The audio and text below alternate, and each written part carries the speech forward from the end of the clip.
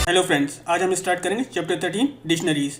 Dictionaries होती क्या है? डिक्शनरीज क्या है? पाइथन का एक डेटा टाइप है जो कि कीज़ और वैल्यूज़ के बेस पर आपकी वैल्यू को स्टोर कराता है। अभी तक आप क्या करते थे? लिस्ट और ट्यूपल्स में और स्ट्रिंग में आप क्या करते थे? जो आपका डेटा टाइप था उसके अंदर इंडेक्सिंग होती थी। दैट मीन्स फर्स्ट अल्फ़ाबेट जो था या फर्स्ट वैल्यू जो थी आपकी उस डेटा टाइप के अंदर वो जीरो इंडेक्स पे होती थी, नेक्स्ट वैल्यू जो होती थी फर्स्ट इंडेक्स पे होती थी and so on. That means sequential way में एक वैल्यूज स्टोर होती थी। जबकि डिक्शनरीज में क्या होता है कि आपकी जो इंडेक्सिंग होती है वो इंडेक्सिंग नहीं होती है। जो वैल्यू स्टोर होगी वो किसके बेस पे होगी? दैट इज की के बेस पर इस वैल्यू स्टोर होगी। डिक्शनरी जो है पाइथन का एक अदर टाइप का कलेक्शन डेटा टाइप भी है, या फिर आप इसको मैपिंग डेटा टाइप भी बोल सकते हो। Creating dictionaries. डिक्शनरीज बनाने के कई तरीके हैं। चलिए देखते हैं कैसे डिक्शनरीज बनाते हैं। सबसे पहले आप क्या करोगे, यहाँ पे डिक्शनरी का नाम दोगे, इक्वल्स टू साइन दोगे, देन कर्ली ब्रेसेस के अंदर की कोलन वैल्यू दोगे। देन ये जो की होगी ये इस वैल्यू को रिप्रेजेंट कर रही होगी। देन कॉमा, देन अगेन की कोलन वैल्यूज, और जब आप एंड ऐसे ही आप वैल्यूज देते रहोगे और कर्ली ब्रेसेस से एंड कर दोगे, ये एक डिक्शनरी बन जाएगी। आपने यहाँ पे नोटिस दैट में भी आप देखिए कि आपकी जो स्टार्ट होएगा डिक्शनरी बनना वो किसके अंदर होगा? कर्ली ब्रेसेस से स्टार्ट होएगा और कर्ली ब्रेसेस से एंड होएगा। की और वैल्यू जो सेपरेट होगी वो किससे होगी? कोलन से सेपरेट होगी। और हर एंट्री जो आपकी होगी की वैल्यू की, वो जो सेपरेट होगी वो किससे होगी? कॉमा से होगी। दूसरा तरीका क्या है? आप एक वेरिएबल लेंगे इक्वल्स टू एम्प्टी ब्रैकेट्स देंगे तो क्या होगा? एक एम्प्टी डिक्शनरी क्रिएट हो जाएगी। ये एक दूसरी डिक्शनरी बना रखी है। यहाँ पर इक्वल्स टू कर्ली ब्रेसेस, जनवरी जो है वो क्या की है, कोलन 31 जो है इसकी वैल्यू है। ऐसी फरवरी जो है इसकी की है 20 कोलन 28 जो इसकी वैल्यू है, कॉमा मार्च आपकी की है और 31 इसकी value and so on till दिसंबर।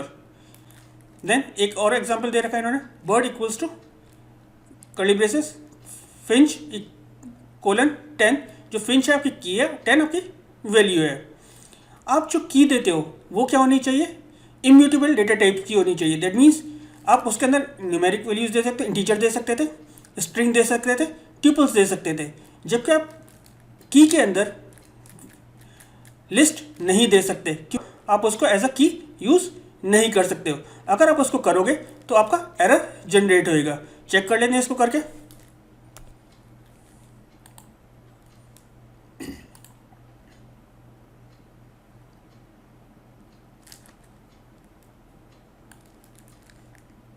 सबसे पहले एक डिक्शनरी क्रिएट कर लेते हैं।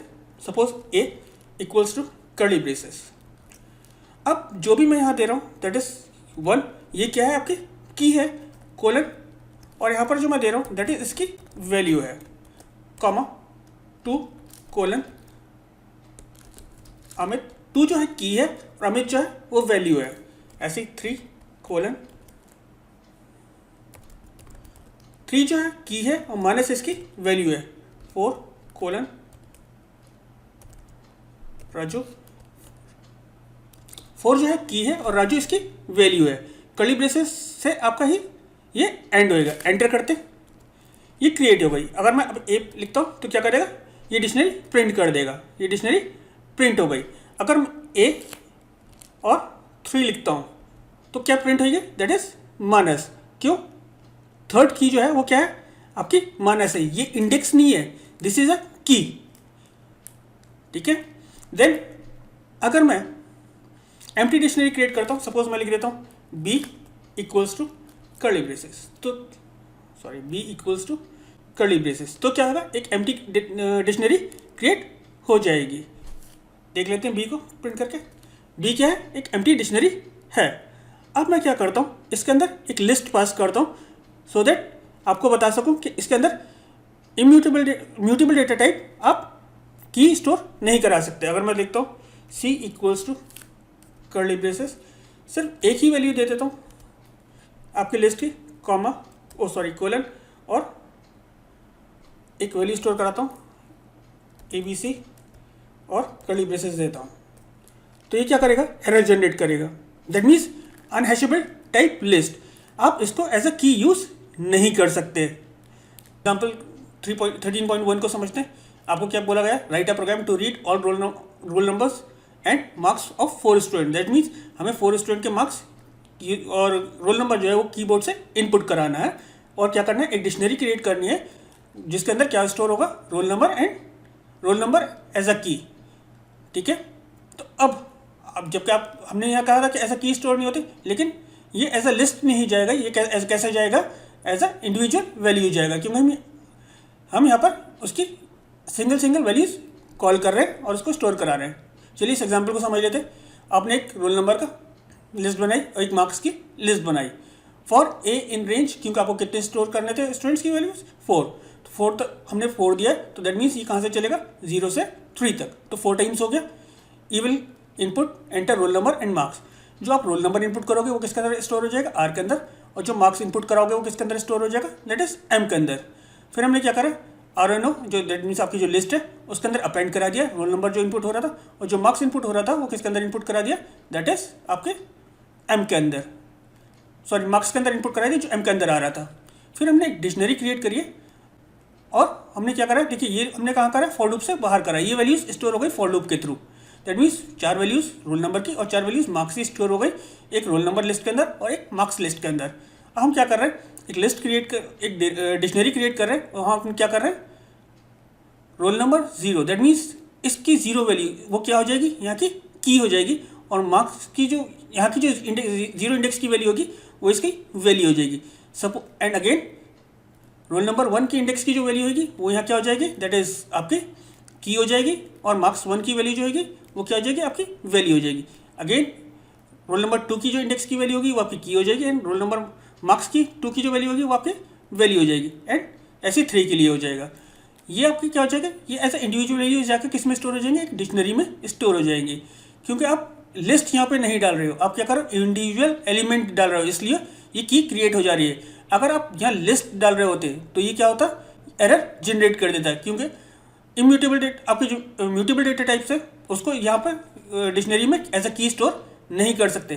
फिर आपने एक मैसेज कराया प्रिंट डिक्शनरी, ये मैसेज प्रिंट हो जाएगा, और जो डी डिक्शनरी बनी थी वो आपने प्रिंट करा लिया। इसको एग्जीक्यूट करके चेक कर लेते हैं।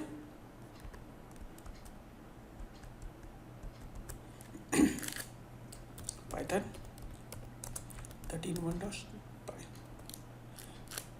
1,45 enter, 2,67 enter, 7,88 enter, and 9,66 enter.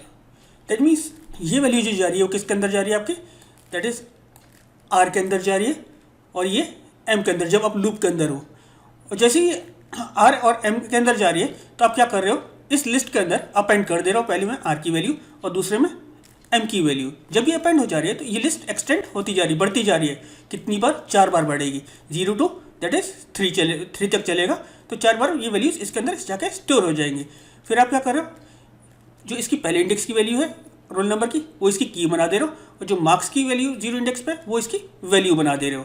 Then ये एक डिक्शनरी क्रिएट हो जाएगी जिसको आपने प्रिंट करा लिया है, ये प्रिंट हो गई। चेक कर लेते हैं इसको।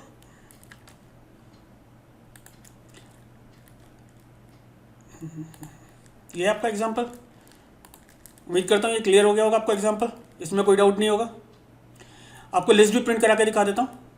जब ये सब कुछ बन जा रहा है तो आपको अलग अलग लिस्ट भी प्रिंट करा के दिखा देता हूँ। प्रिंट लिस्ट फॉर आपका आपकी लिस्ट पहले कौन सी है, रोल नंबर के लिए है, रोल नंबर, और इसकी वैल्यू क्या है, that is R N O. ऐसे ही आपको मैं प्रिंट करा के दिखा रहा हूँ किसकी, लिस्ट ऑफ मार्क्स, और यहाँ पे दैट इज एम के एस। इसको सेव कर लेते हैं और इसको दोबारा से एग्जीक्यूट करते हैं। अगेन वही वैल्यूज इनपुट करा देता हूँ मैं।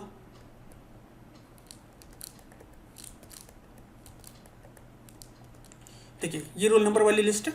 अब क्या हो रहा है, ये 0 इंडेक्स की जो वैल्यू है वो इसकी की बना दे रहे हैं हम, और मार्क्स की 0 इंडेक्स की वैल्यू इसकी वैल्यू हो जाएगी, एंड अगेन इसकी की एंड इसकी वैल्यू। उम्मीद करता हूँ आपको डिक्शनरीज क्लियर हो गया होगा कि डिक्शनरीज क्या होती हैं और इनको कैसे क्रिएट करा जाता है। फिर भी अगर कोई डाउट हो तो प्लीज़ कमेंट सेक्शन में लिखिए, मैं कोशिश करूँगा आपके डाउट्स को क्लियर करने के लिए। Thank you.